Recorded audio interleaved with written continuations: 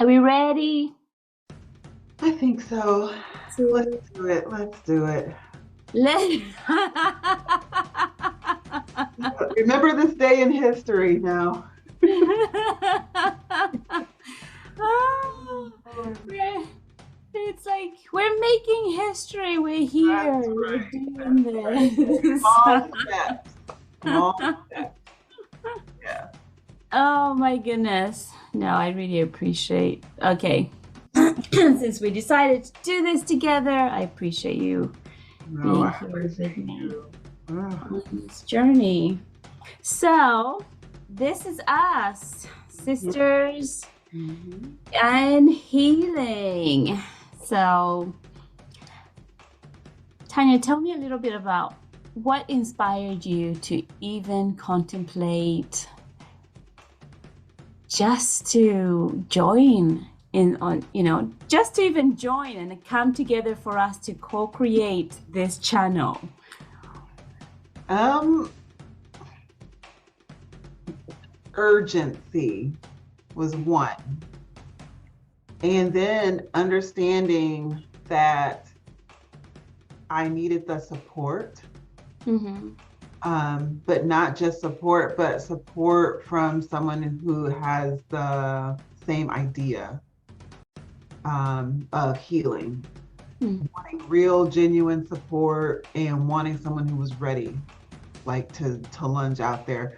Because I always thought, man, I don't know if I could do it, but then it does make it a little easier when you can do it with someone who's like-minded, um, to do that with, and they want to do it too. So Mm-hmm. it makes it like, okay. And it's the same thing as accountability, like having an accountability partner that says, all right, it's time. And it's like, oh yeah, it is. Okay, let me get on my game here. I think that is why I was so ready, but I was at that point too where I needed to do something. So this is part of the package of just doing it. Um, Mm-hmm. yeah. And so I appreciate that you were willing, um, to like co-create. Yeah.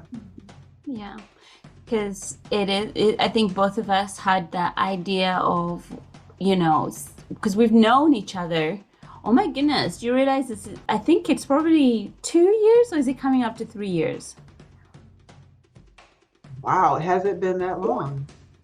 It hasn't felt like it, has it? you know, I'm trying to remember, like, man, no, I didn't know it even has been that long. It's probably coming up on 2 years, I would think. Mhm. Yeah. Yeah, because I'm just thinking Wow. as far back when we did is it Empowered Women and then went through Lava, Yeah. together. And Yeah. then here we were, and this whole idea of creating this queendom, Mhm. where we have, the cheerleaders that really are in our corner. So Mhm. when we have those, creative ideas or inspired thoughts, you know that there's going to be somebody there, like I heard you say, that individual who is like-minded as you are, Yeah. and is willing to take that leap of faith to try and things out. Yes, Um, definitely. Definitely. yeah, yeah, Yeah. Time passes. So yeah, it that's does. why it's so important now. Next step, right? Exactly. We're ready for this. We're ready for this. Yeah. And I, for me, when I was thinking about who do I want to approach, you are definitely one of the people that came into my mind. Again, because of the expertise that you shared, and your approach to wellness in a holistic way that really resonates with me. Because the more I think about modern psychology and modern science and modern medicine, even though there's elements of other cultures and and traditional medicine, or cultures where we would identify certain somatic practices and herbal remedies as part of contemporary medicine or traditional medicine, Exactly. I wanted to find a way of bringing this. And my call, I think for me, and when I say call, it was kind of like that awakening moment came when I had attended a conference that was focused on, preventing suicide and also educating adults regarding teenagers, who were experiencing suicidation and who were experiencing, those challenging emotions, the distress, and not having anyone to talk to and go to. Mm-hmm. And when I was looking at all the, national crisis videos, the ones that give that invitation, like pick up the phone, talk to somebody, and things like that, it still wasn't getting me at the heart to really pass on the message that I was hearing these teenagers, within that group share, that I just want you to stop and listen. I want you to validate how I'm feeling. I want to know how, that you understand. And I also want you to be straightforward and real about it, rather than trying to sugarcoat and then signpost me to somebody else. So it started making me think about, is there a way that if somebody was going through a really difficult time, you can't afford to go to a therapist, or maybe you're part of, the population that where even if you mention mental health or mental illness, or there's still stigma around it, and it's more about, let's go to church and pray about it. Mm-hmm. And if you pray hard enough, God is going to take it away from you. Right. And then you'll be fine. Is there a space where they could come and come across information that may actually provide them just a beginning, almost like open the door a little bit to just let you peek in, and just say, oh, okay, maybe that's what I am going through. Does that mean I'm not by myself? If somebody's sharing this and talking about it, I might not be by myself right now, So, and then that's where this came in, and I was like, okay, who can help me bring this to, give birth to it, do the whole conception, and let's bring it, bring it out in the world.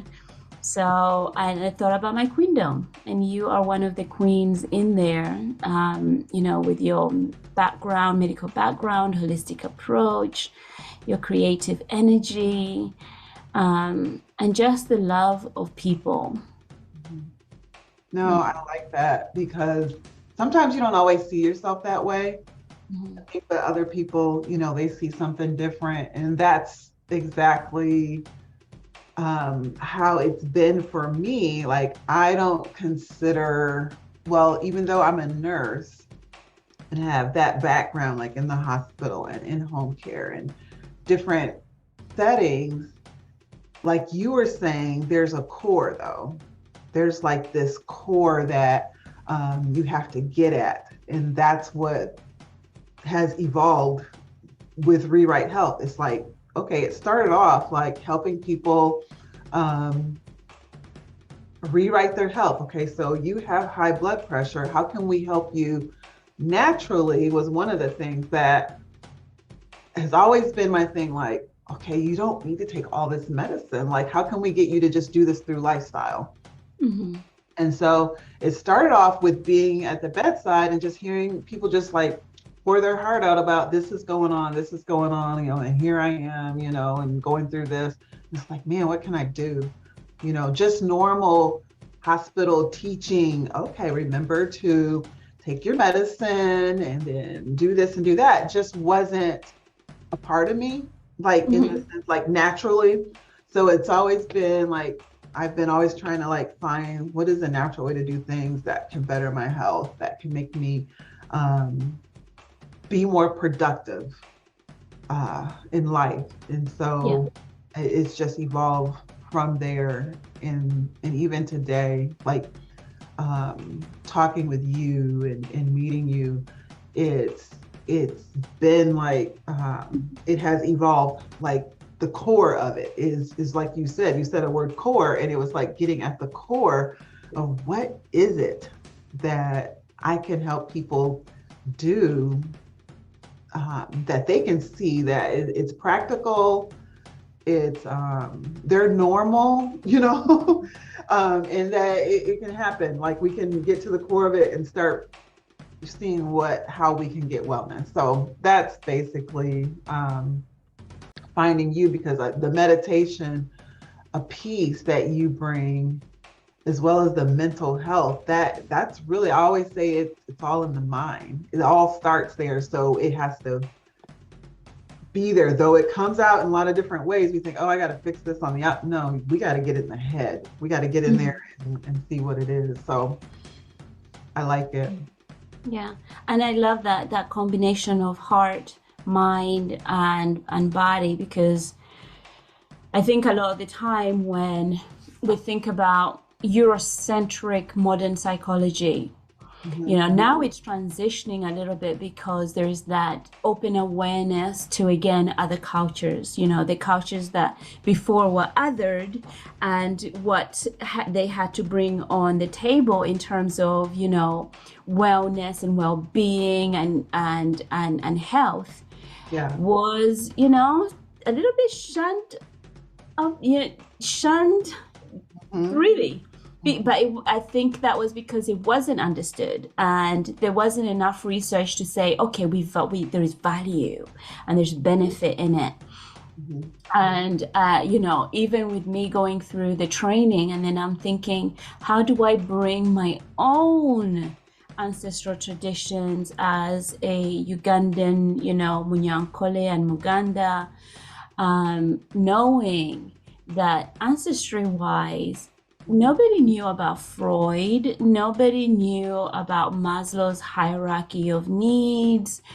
What they did know is how to connect to nature and to allow the rhythm that already is connected with Mother Earth, you know, within us, to bring healing powers. So that we can overcome the distress that now we know is disease. But if you separate those two words and you have the D's and the E's, you know, that means that, you know, the E's in you is missing. And when you put them two together, it becomes disease. Disease of the mind, disease of the body, disease of the spirit.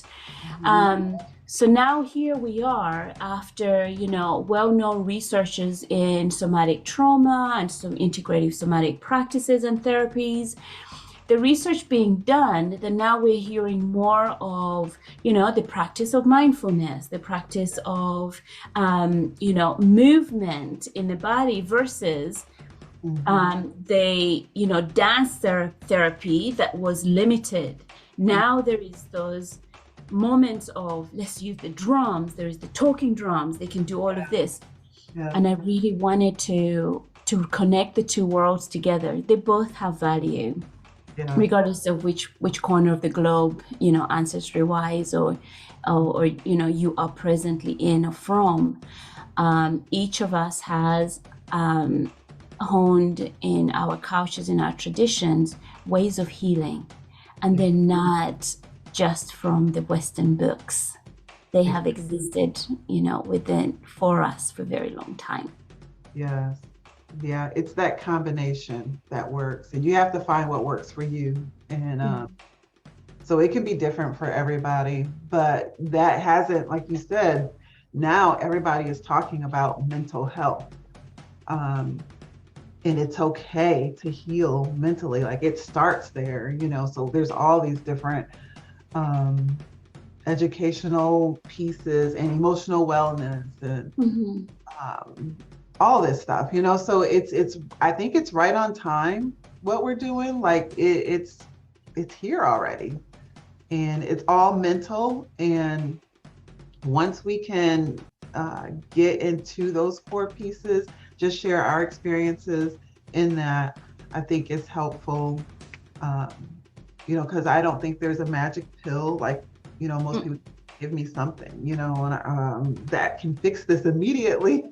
And I'm like, there is none. It takes time, effort, and knowledge, and, you know, and a willingness to be involved in your healing process, you know. So it does take all that. So I'm glad that you understand that, like from your perspective of Mhm. healing, and even venturing into different ways, like you were saying, like connecting with nature and connecting with those pieces that are already in you, that connect to something, but you just can't reach it. You don't know what it is because you're so buried in Mm-mm. whatever it is. You just haven't really, that D and then ease, like you haven't experienced the ease. You just got, oh, I'm just drowning here. So Yeah. um, I like that. Yeah, I think for me it comes back to that, and I'm just going to quote directly from Dr. Gabo Mate, Mhm. who is a physician but also focuses in mind body well-being, and an addiction, and trauma. So one of the things that I learned through him is like we may not be responsible for the world that created our minds, but we can take responsibility for the mind with which we create our world. Yeah. And many of us, when we lack that awareness of who am I at the very core? What am I even feeling in this moment? I don't necessarily have to name it. But if I Mhm. have achiness in my heart after I've just seen, I don't know, somebody punch someone as, as a passerby, and then I'm called back and I get that kind of flinch in my body, Right. and then I go home and then suddenly I am, finding myself irritated very quickly just because somebody's saying something, or somebody, I hear the door, and then suddenly someone's behind me, but I didn't hear them coming towards me, and then I jump. Mhm. All of those things have been communicating to you, like right now something happened and I just need to stop for a moment and take care of it, take Yeah. care of me, Yeah. and the world that we live in hasn't nurtured that in us. Mhm.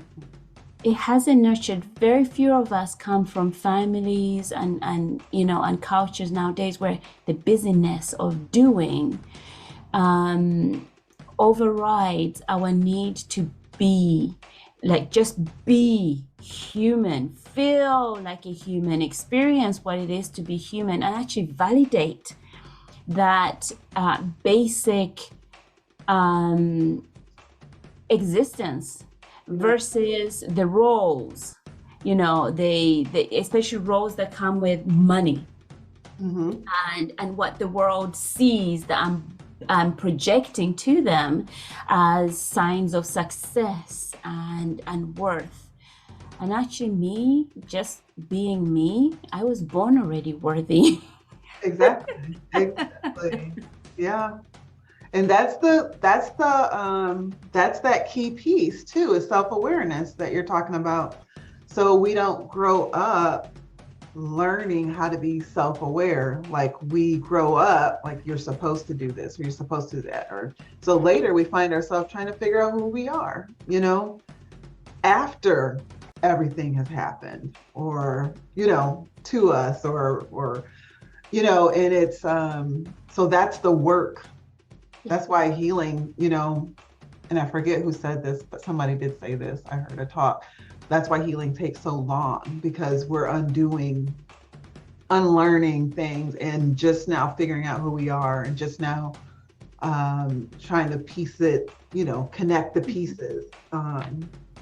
Meanwhile, in the process, you're being triggered. So you got to keep bringing yourself back to this spot, of healing. And so I really am supportive of the self-aware, you got to know who you are. And sometimes that's work in itself before you can even get into what that next step is going to be.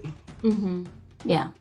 Mhm. Yeah. Knowing who we are so that we can get into. Unapologetically, though, like don't Yes. apologize for whatever you may label as bad or good, just know it.